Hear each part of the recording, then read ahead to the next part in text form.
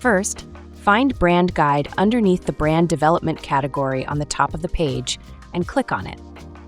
Then, you will need to input a file of your company's logo in the designated Upload area.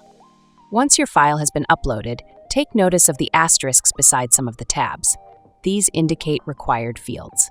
The more information you provide, the better the results will be. Therefore, while they are not required, it is recommended that you fill out any additional fields as well. Once you are finished providing information, click Generate and wait for your guide to load.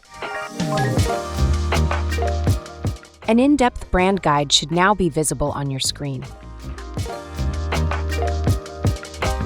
Brainiest,